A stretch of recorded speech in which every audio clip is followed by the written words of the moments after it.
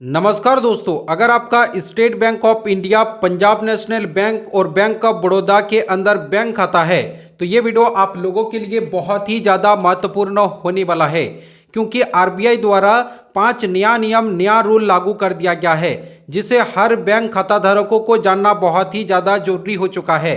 जैसे कि अगर आपका बैंक के अंदर किसी भी प्रकार का समस्या है, किसी भी प्रकार का गलत ट्रांजैक्शन हो जाता है और इसके लिए आप लोग बैंक के अंदर शिकायत किए हैं, लेकिन बैंक के अंदर शिकायत करने के बाद बैंक के तरफ से आपको किसी भी प्रकार का समाधान नहीं मिला है, तो आप लोग को आगे क्या करना पड़ेगा। इसके अलावा अगर दोस्तों आपका केवाईसी का अपडेट आया है, जैसे कि ईमेल के थ्रू आया है या एसएमएस के थ्रू या नोटिस के थ्रू आपको केवाईसी अपडेट करने का मेल आया है, तो अगर आप केवाईसी नहीं करेंगे तो आप लोगों को क्या होगा।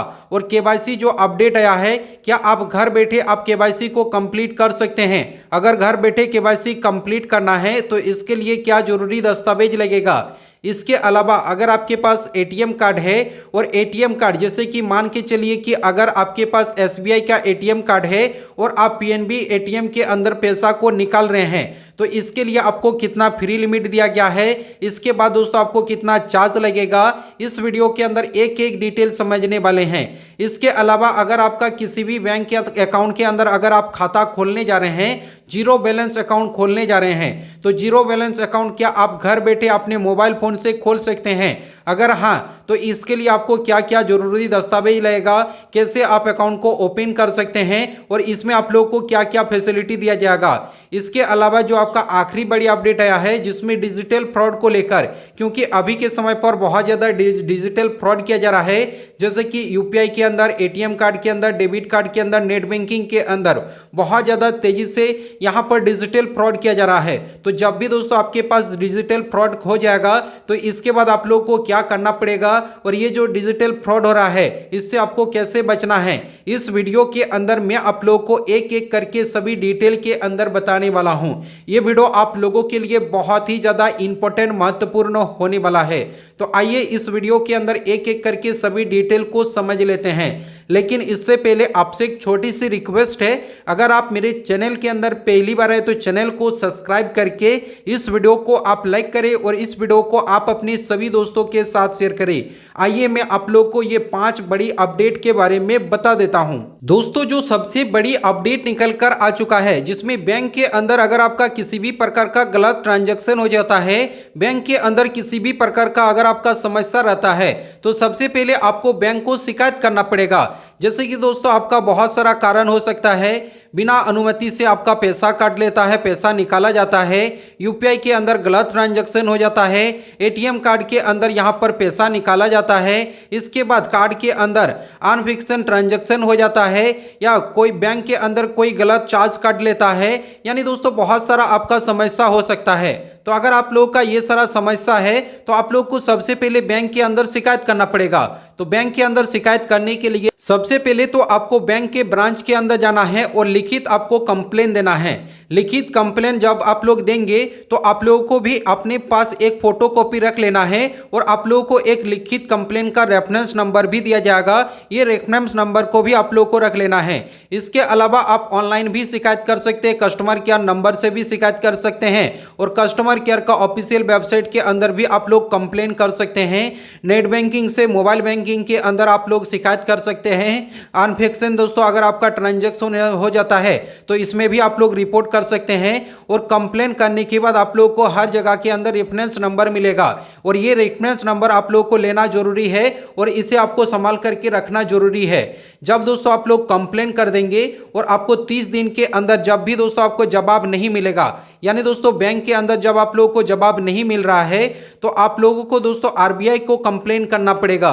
तो अगर आपको आरबीआई को कंप्लेन करना है, मान के चलिए कि अगर आपका 30 दिन हो चुका है बैंक के अंदर शिकायत किए और आपको कोई भी जवाब नहीं मिला है और अगर जवाब भी दिया है तो उस जवाब का आपका समाधान नहीं निकला है, तो ऐसे केस में आप लोगों को आरबीआई को दोस्तों शिकायत करना पड़ेगा।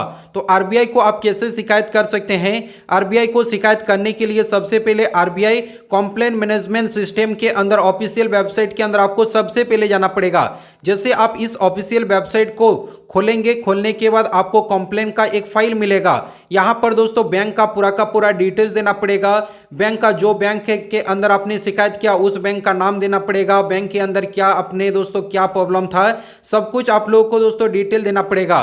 ट्रांजैक्शन का यहाँ पर डिटेल देना पड़ेगा।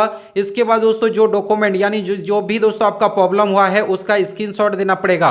ये सब आपको अपलोड करने के बाद आपको सबमिट करना है। जैसे आप सबमिट करेंगे आपका शिकायत हो जाएगा आरबीआई के अंदर। फिर यहाँ पर आप लोगों को क्या क्या संभाल के रखना पड़ेगा, जैसे कि आप लोग देख सकते हैं बैंक के अंदर जो आपको कंप्लेंट नंबर मिला है ये नंबर आपको संभाल के रखना है। ट्रांजैक्शन आईडी संभाल के रखना है। फिर यहाँ पर आपका जो तारीख और समय है ये आपको संभाल के रखना है। डेबिट हुआ है जो मैसेज इसका स्क्रीनशॉट करके आपको रखना है। फिर यहाँ पर बैंक का स्टेटमेंट आपको रखना है। बैंक के अंदर भेजी गई कंप्लेंट नंबर आपको रखना है। ये सब आप लोगों को संभाल के रखना है। इसके बाद जैसे आप आरबीआई को दोस्तों कंप्लेन करेंगे, इसके बाद दोस्तों आरबीआई दोस्तों आपका केस को समाधान करके आप लोगों को दे देगा, जो कि कुछ इस प्रकार से आप आरबीआई को दोस्तों कंप्लेन कर सकते हैं। इसके अलावा बैंक के अंदर अगर आपका केवाईसी का अपडेट आया है, री केवाईसी का अपडेट आया है, तो इसके लिए दोस्तों एक नया नियम लागू किया गया है। अब दोस्तों आपको ध्यान रखना है, हर ग्राहकों को 2 साल के अंदर केवाईसी करने का यह नया नियम लागू नहीं किया गया है। यानी 2 साल के अंदर आप लोगों को केवाईसी नहीं करना पड़ेगा। किन किन लोगों को करना पड़ेगा आइए मैं आप लोगों को बता देता हूं। जैसे कि दोस्तों यहाँ पर आप लोग देख सकते हैं कस्टमर रिस्क, और यहाँ पर आपको केवाईसी का ऑप्शन मिलेगा। अगर दोस्तों आपका हाई रिस्क अकाउंट है तो आप लोग को कम से कम 2 साल के अंदर एक बार केवाईसी करना जरूरी हो चुका है। अगर आपका मिडिल रिस्क यहाँ पर आपका बैंक अकाउंट है तो इसमें आपको 8 साल के अंदर एक बार केवाईसी करना पड़ेगा। और अगर आपका लो रिस्क अकाउंट है तो यहाँ पर आपको कम से कम 10 साल के अंदर एक बार केवाईसी करना जरूरी है। लेकिन दोस्तों मान के चलते हैं कि अगर आपने केवाईसी नहीं किया तो केवाईसी नहीं करने पर आपके साथ क्या हो सकता है। जैसे कि दोस्तों अगर आपने केवाईसी नहीं किया तो सबसे पहले आपको नोटिस जारी किया जाएगा, एसएमएस दिया जाएगा। यहाँ पर दोस्तों आपको बैंक के तरफ से नोटिस भी आ सकता है आपके घर के अंदर, जिसमें आप लोगों को इग्नोर नहीं करना है। अगर आप इग्नोर करते हैं तो आपका बैंक खाता बंद हो सकता है, आपका बैंक खाता डीएक्टिवेट हो सकता है। इसीलिए आपको दोस्तों जो केवाईसी का अपडेट आएगा इसे आपको इग्नोर नहीं करना है। बैंक के अंदर जाकर आप केवाईसी कर सकते हैं। इसके अलावा आप घर बैठे भी केवाईसी कंप्लीट कर सकते हैं। अगर आपको घर बैठे केवाईसी कंप्लीट करना है, जैसे कि एग्जांपल ले लेते हैं, अगर आपका बैंक ऑफ बड़ौदा के अंदर खाता है या एसबीआई के अंदर खाता है तो सबसे पहले आपको क्या करना पड़ेगा, सबसे पहले आपको ऑफिशियल वेबसाइट के अंदर जाना पड़ेगा। जैसे कि अगर आपका एसबीआई का खाता है, बैंक ऑफ बड़ौदा का खाता है, तो उसके ऑफिशियल वेबसाइट के अंदर आपको जाना है। जाने के बाद आपको दोस्तों जो कस्टमर आईडी मिला है और आपका जो रजिस्टर्ड मोबाइल नंबर है इसे डालकर आपको सबसे पहले लॉगिन कर लेना है। जैसे आप लोग लॉगिन करेंगे, लॉगिन करने के बाद आपका केवाईसी का पूरा डिटेल देकर सबमिट करेंगे। इसके बाद दोस्तों जो आपका बैंक अधिकारी है ये दोस्तों आपको वीडियो कॉल किया जाएगा और वीडियो कॉल से आपका केवाईसी किया जाएगा। तो वीडियो कॉल से केवाईसी करने के लिए आप लोग को क्या क्या रखना जरूरी हो चुका है। सबसे पहले तो आप लोग देख सकते हैं लॉगिन का प्रोसेस। सबसे पहले बैंक ऑफ बड़ौदा की ऑफिशियल वेबसाइट जाना है, फिर यहाँ पर आपको कस्टमर आईडी और रजिस्टर्ड मोबाइल नंबर से लॉगिन करना है। फिर यहाँ पर अपना आधार कार्ड और पैन कार्ड का जानकारी देना है। फिर ऑनलाइन एप्लीकेशन को फिल करना है। फिर आपका वीडियो कॉल केवाईसी किया जाएगा, मतलब वीडियो कॉल किया जाएगा जिसमें आपको केवाईसी कंप्लीट करना पड़ेगा। इसके लिए आपको ओरिजिनल पैन कार्ड आपके साथ रखना है। जब भी आपको वीडियो कॉल करेगा तो केवाईसी करने के लिए आपका पैन कार्ड को देखेगा वीडियो कॉल से और आपका फेस ऑथेंटिकेशन करके आपका केवाईसी को कंप्लीट किया जाएगा, वेरीफाई किया जाएगा। जैसे आपका केवाईसी अपडेट हो जाएगा आपका केवाईसी कंप्लीट हो जाएगा, जो कि कुछ इस प्रकार से आप केवाईसी को कंप्लीट कर सकते हैं। अगर आपका एसबीआई का बैंक है या पीएनबी का बैंक है तो कुछ इस प्रकार से आप केवाईसी को कंप्लीट कर सकते हैं। इसके अलावा अगर आपका किसी भी बैंक के अंदर एटीएम कार्ड है और एटीएम कार्ड से आप जब भी पैसा निकालने जाते हैं तो यहाँ पर आपको फ्री ट्रांजैक्शन दिया जाता है और इसमें आप लोगों को कुछ चार्ज लगता है। जब फ्री ट्रांजैक्शन खत्म हो जाता है इसके बाद आप लोगों को चार्ज लगता है। जैसे कि अगर आपका एसबीआई का डेबिट कार्ड या एटीएम कार्ड है तो इसमें दोस्तों अगर आप किसी दूसरे बैंक के अंदर पैसा को निकालने जा रहे हैं तो सबसे पहले ये चीज़ आप समझे कि अगर आप मेट्रो सिटी के अंदर है तो मेट्रो सिटी के अंदर आपको फ्री ट्रांजैक्शन दिया जाता है। यानी दोस्तों हर महीने के अंदर 3 बार आप फ्री के अंदर ट्रांजैक्शन कर सकते हैं। लेकिन अगर आप नॉन मेट्रो सिटी के अंदर है, गांव देहात के अंदर है, तो यहां पर आप लोगों को 5 बार फ्री ट्रांजैक्शन दिया जाता है बैंक की तरफ से। जैसे कि एग्जाम्पल के लिए आप लोग मान के चलिए कि अगर आपका SBI का ATM कार्ड है और PNB के अंदर अगर आप 10,000 पैसा निकालने जा रहे हैं, तो इसमें जो आपको लिमिट मिला है, इस लिमिट के अंदर दोस्तों अगर आप यूज़ करते हैं तो यहाँ पर आपका कोई भी चार्ज नहीं कटेगा। लेकिन लिमिट खत्म होने के बाद दोस्तों अगर आप लोग यूज़ करेंगे तो इसके लिए आप लोग का चार्ज कटेगा, जिसमें आप लोग का 23 रुपया चार्ज कट सकता है और इसके साथ आप लोग का GST भी कट सकता है। लिमिट खत्म होने के बाद दोस्तों आपका चार्ज कटेगा। इसके बाद दोस्तों जो आपका चौथा बड़ी अपडेट आया है, जीरो बैलेंस अकाउंट। अगर आप SBI के अंदर, PNB के अंदर और BOB के अंदर जीरो बैलेंस अकाउंट खोलना चाहते हैं, ओपन करना चाहते हैं, तो ये दोस्तों आप लोग ऑनलाइन घर बैठे भी ओपन कर सकते हैं। जिसके लिए दोस्तों आपको ऑफिशियल वेबसाइट के अंदर जाना है और जीरो बैलेंस अकाउंट खोल सकते हैं। लेकिन जीरो बैलेंस अकाउंट खोलने का आप लोग को क्या क्या फायदा मिलेगा,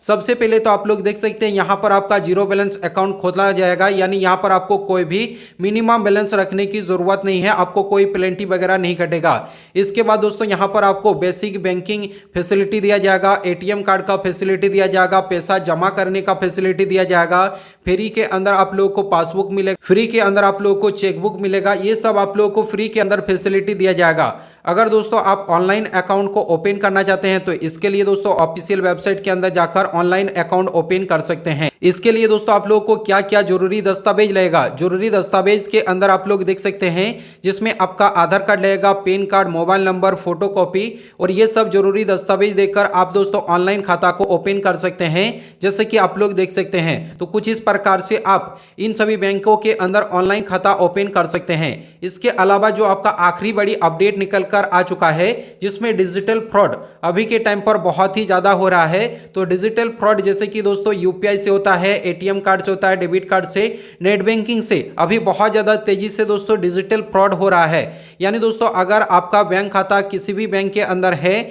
और आप जैसे ही सुबह उठेंगे, उठने के बाद देखते हैं कि आपका 25,000 रुपया यहाँ पर खाते से पैसा कट लिया है, तो पैसा जब भी आपका काट लेगा तो आप लोग को ये 5 काम तुरंत करना पड़ेगा। जैसे कि आप लोग देख सकते हैं, सबसे पहले आपको बैंक के अंदर रिपोर्ट करना पड़ेगा।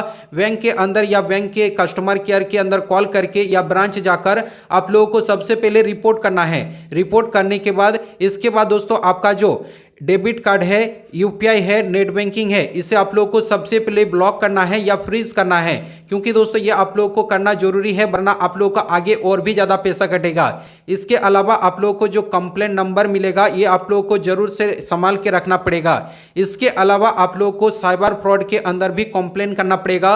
अगर आप साइबर फ्रॉड के अंदर कंप्लेंट रिपोर्ट करते हैं तो ये जो आपका नंबर है 1930, इसमें आप लोग कॉल करके रिपोर्ट आप लोगों को दर्ज कर लेना है। इसके बाद दोस्तों यहां पर आपको जो बैंक का दोस्तों स्टेटमेंट है, ट्रांजैक्शन जो हिस्ट्री है, इसे आप लोगों को स्क्रीनशॉट करके रख लेना है, क्योंकि आगे जाकर आप लोगों का दिक्कत हो सकता है। तो सबसे पहले जो ये दोस्तों आप लोगों का फ्रॉड हो रहा है, इन सभी चीज़ों से दोस्तों आप लोगों को सबसे पहले शिकायत करना है। लेकिन इन सभी चीज़ों से अगर आप लोगों को बचना है तो किसी को भी आप लोगों को OTP शेयर नहीं करना है, ATM कार्ड का कुछ भी डिटेल आपको शेयर नहीं करना है, किसी को दोस्तों अपना फ़ोन नहीं देना है, यानी कुछ इस प्रकार। और अगर दोस्तों कोई अनजान लिंक देगा, जैसे कि WhatsApp के अंदर डायरेक्ट मैसेज के अंदर कोई भी लिंक आता है, तो अनजान लिंक के अंदर आपको क्लिक नहीं करना है। इससे क्या होता है कि आपका डिजिटल फ्रॉड हो जाता है और आप लोगों को पता ही नहीं चलता है और आपके बैंक अकाउंट से पैसा कट लेता है। तो ये सब दोस्तों अभी के टाइम पर बहुत ज़्यादा डिजिटल फ्रॉड हो रहा है। इन सभी से बचने के लिए ये चीज़ आप लोगों को करना जरूरी है। तो दोस्तों